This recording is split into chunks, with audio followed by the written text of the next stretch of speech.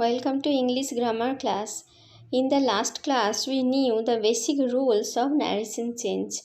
Narration change করার অর্থাৎ direct speech থেকে ইনডাইরেক্ট স্পিচ করার যে সাধারণ নিয়মগুলো সেগুলো আমরা জেনেছি লাস্ট ক্লাসে।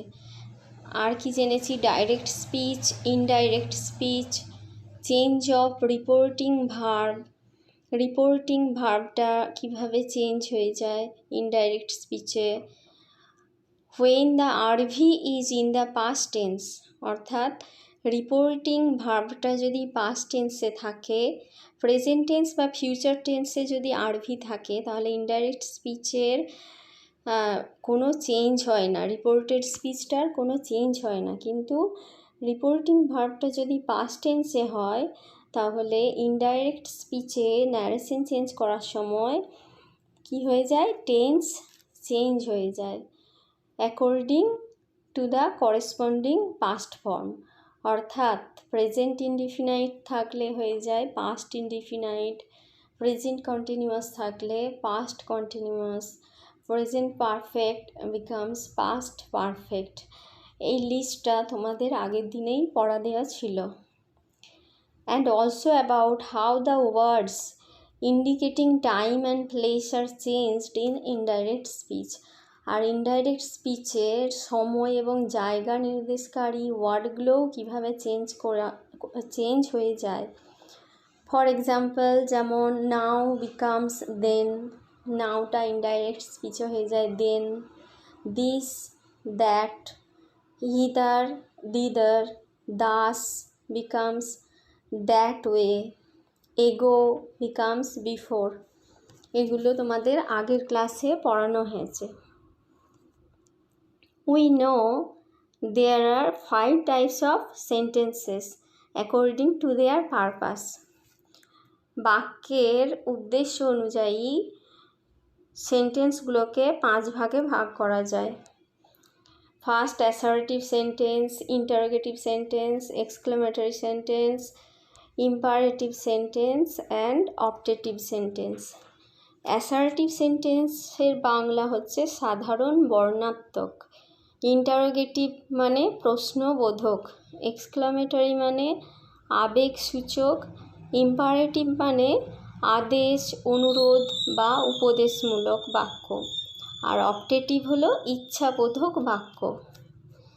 In each type the rules of the narration change are different। প্রত্যেকটা সেন্টেন্সের টাইপের ক্ষেত্রে ন্যারেশন চেঞ্জের নিয়মগুলো চেঞ্জ হয়ে যায়। So today we will learn the rules of narration change of assertive and imperative sentence. আজকে আমরা অ্যাসার্টিভ এবং ইম্পারেটিভ এই দুটি সেন্টেন্সের ক্ষেত্রে কিভাবে ন্যারেশন চেঞ্জ করা হয় সেগুলো শিখব। At first, we know what is assertive sentence. Assertive sentence কি? Assertive sentences make a simple statement। একটি সাধারণ মন্তব্য করে যে সেন্টেন্সগুলো, অর্থাৎ the sentences which declare or assert, যে সেন্টেন্সগুলো নিশ্চিত করে a statement মানে কোনো মন্তব্য, ফিলিং অনুভূতি, ওপিনিয়ন মতামত, ইনসিডেন্ট ঘটনা, ইভেন্ট ফলাফল, হিস্ট্রি ইতিহাস, অর এনিথিং অথবা অন্য যে কোনো কিছু সম্পর্কে ইজ কল্ড অ্যাসার্টিভ সেন্টেন্স, তাকেই বলা হয় assertive sentence.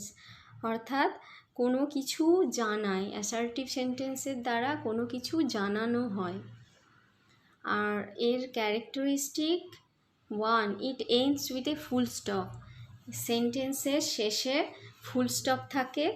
It May either affirmative or negative, এটা হ্যাঁ বাচক হতে পারে বা না বাচক হতে পারে। এক্সাম্পল, আই নো হিম, আমি তাকে জানি, ফুল স্টপ দিয়ে শেষ হয়েছে, আর এটা একটা অ্যাফার্মেটিভ বা হ্যাঁ বাচক sentence. He did not see me, সে আমাকে দেখেনি, এটাও একটা অ্যাসার্টিভ সেন্টেন্সের উদাহরণ। আর এটা একটি নেগেটিভ সেন্টেন্স, না বাচক, যেহেতু নো বা নট এই ওয়ার্ডের যে কোনো একটি আছে।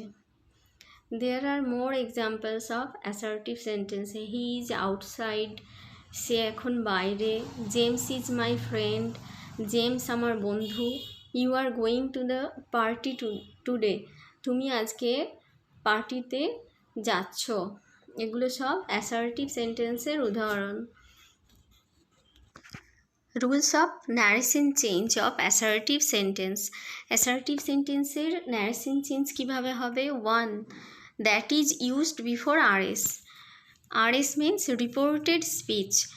রিপোর্টেড স্পিচের আগে দ্যাট বসবে। Here in the example Ram says I shall go.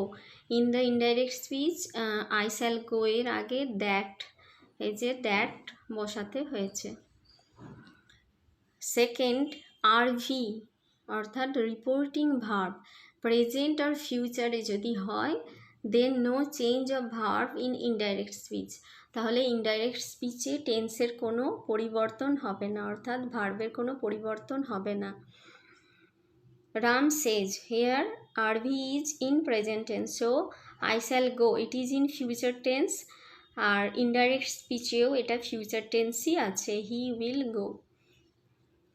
Third, RV past change into corresponding past form. আর রিপোর্টিং ভার্বটা যদি পাস্টে হয় তাহলে ইনডাইরেক্ট স্পিচে করেসপন্ডিংভাবে অর্থাৎ প্রেজেন্ট থাকলে পাস্ট ফর্মে ওগুলো চেঞ্জ হয়ে যাবে। For example he said, said হচ্ছে আর ভি, এটা পাস্ট টেন্সে আছে, তাই এখানে যে টেন্স থাকবে আর এসে ওটা পাস্ট ফর্মে চেঞ্জ হয়ে যাবে। আই হ্যাভ ডান ইট, এটা চেঞ্জ হয়ে প্রেজেন্ট পারফেক্ট আছে, হয়ে যাবে past perfect. He had done it. Fourth rule, universal truth অর্থাৎ চিরন্তন সত্য, যে ঘটনাগুলো সর্বকালের জন্য সত্য, অর হ্যাবিচুয়াল ফ্যাক্ট অথবা অভ্যাসগত ঘটনা, প্রতিদিনকার অভ্যাস, এরকম যদি বাক্য বোঝায় সেই ক্ষেত্রে নো চেঞ্জ অফ টেন্স। সেক্ষেত্রে আরভি পাস্ট টেন্সে থাকলেও রিপোর্ট ইনডাইরেক্ট স্পিচে টেন্সের কোনো পরিবর্তন হবে না। He said god is good, এখানে সেড পাস্ট টেন্সে আছে কিন্তু গড ইজ গুড এটা চিরন্তন সত্য, তাই একই রয়ে যাবে, he said that God is good. Next, pronouns are changed according to meaning. প্রোনাউনগুলো অর্থ অনুযায়ী চেঞ্জ করতে হবে। যেমন Ram says I shall go, I এখানে কাকে বোঝানো হয়েছে? রামকে। রাম বলেছে আই শ্যাল গো, আমি যাব, তাহলে রাম বলেছে যে সে যাবে, তাহলে আই চেঞ্জ হয়ে হি হলো। প্রোনাউনগুলো এরকম অর্থ বুঝে চেঞ্জ করতে হবে। Here are two more examples of assertive sentences. The boy is happy, বালকটি খুশি। দ্য পিপল আর রানিং, মানুষগুলি দৌড়চ্ছে। এই দুটোই অ্যাসার্টিভ সেন্টেন্সের উদাহরণ, যেহেতু এগুলো কিছু জানাচ্ছে। Next, it is imperative sentence অর্থাৎ আদেশ, অনুরোধ বা উপদেশমূলক বাক্য। It gives advice, command, order, direction or request অর্থাৎ অ্যাডভাইস উপদেশ, কমান্ড অর অর্ডার আদেশ, ডিরেকশন নির্দেশ, আর রিকোয়েস্ট মানে অনুরোধ। এই যে বাক্যগুলি দিয়ে এগুলো প্রকাশ করা হয় সেগুলোকে বলা হয় imperative sentence. It may end with an exclamation mark, এটা বিস্ময়সূচক চিহ্ন দিয়ে শেষ হতে পারে, অর এ ফুল স্টপ অথবা ফুল স্টপ দিয়ে শেষ হতে পারে। এক্সাম্পল কাম হিয়ার, এখানে এসো, এটা একটা order. Please do not say so, অনুগ্রহ করে এরকম বলবে না, এটা একটা request. So here it is imperative sentence, and imperative sentence gives a command or make a request. It ends with a period, অর্থাৎ এটা একটা ফুল স্টপ দিয়ে শেষ হয়। Examples, please bring the pizza to the table, এটা একটা order, order not please is here used, so it is a request, এটা একটা অনুরোধ। mom please tie my shoe, please ওয়ার্ডটা আছে তাই এটা request. Mark, do all of your homework before you go out to play, এটা একটা command হতে পারে বা ডিরেকশন বলা যেতে পারে। ওপেন ইয়োর মাউথ, তোমার মুখ খোলো, এটাও একটা ডিরেকশন বা order. Do 10 push ups and 20 jumping jacks, এটা একটা অর্ডার বা কমান্ড হতে পারে। Now the rules of narration change of imperative sentence.